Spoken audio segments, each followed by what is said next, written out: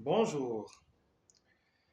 Dans les forums WhatsApp, il y a un message qui circule et qui porte probablement, parce que je n'ai pas eu le temps de vérifier, la signature d'un journal de renom sur la scène internationale et qui prétend, selon les écrits de ce journal, que le fait pour le Cameroun de ne pas autoriser certaines candidatures à la prochaine élection serait une grave erreur et conduirait à l'embargo d'un certain nombre de puissances vis-à-vis de l'exclusion de X ou Y à l'élection présidentielle.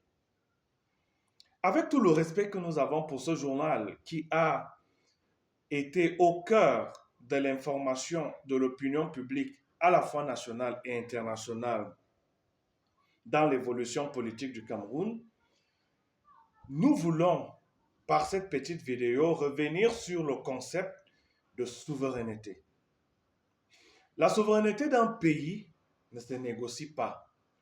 Elle ne se négocie ni à l'étranger, ni ailleurs. Et je voudrais pour cela prendre deux exemples ou trois. Le premier exemple est celui de l'Empire romain. Tout le monde sait que durant le règne de l'Empire romain, beaucoup de peuples sous l'autorité de Rome ont bataillé dur pour arracher leur souveraineté. Les rébellions étaient incomptables. En Afrique, pendant la période coloniale, les résistances ont été le moyen le plus usité par les Africains pour dire non à l'occupation de leurs terres par les envahisseurs qui venaient la plupart du temps de l'Europe après que la conférence de Berlin ait sonné la course au clocher, ce qu'on a appelé Scramble of Africa. Pendant la période coloniale, grâce aux facteurs internes et externes, les Africains ont dit non à l'oppression coloniale et ont donné tout ce qu'ils avaient pour accéder à l'indépendance. Nous prenons pour exemple le Cameroun, bien évidemment, avec l'Union des populations du Cameroun, née le 10 avril 1948. Alors ce parti politique dont le programme était clair, la réunification, l'indépendance immédiate et l'élévation du niveau de vie des Camerounais, a donné tout ce qu'il pouvait pour que le Cameroun accède à la souveraineté internationale. Richard Joseph dit d'ailleurs que Ruben Oumniobé a consacré les 10 dernières années de sa vie à la lutte pour l'indépendance, c'est-à-dire de 1948 à 1958. Lorsque nous arrivons à l'indépendance, le président Amadou Ahidjo, en ce qui concerne le Cameroun, a donné tout ce qu'il avait pour que le Cameroun accède à ce qu'il appelait l'indépendance économique, parce qu'il pensait que aucun pays ne peut avoir l'indépendance politique sans au préalable s'être libéré économiquement. Sous le président Biya, la marque de la souveraineté est légion. Les marques, si vous voulez. Nous avons le fait que le Cameroun renoue sa coopération avec Israël et le président dit que cela a été fait dans le strict respect de la souveraineté nationale. Nous avons cette phrase qui prononce un certain 20 mai où il dit clairement que la Chine n'enlève rien à personne au Cameroun, alors même qu'on lui pose la question de savoir si quelle était son opinion face à ceux qui disent qu'il a vendu le pays aux Chinois. Récemment, le Cameroun a assisté au sommet Chine-Afrique avec la présence personnelle du chef de l'État et il a envoyé quelques mois avant son ministre de la Défense pour la signature des accords de coopération. Et on se souvient même que le Cameroun a joué un match amical avec la Russie de Vladimir Poutine. Donc, il est question que nous puissions comprendre que la souveraineté d'un pays est ce que nous avons de plus cher.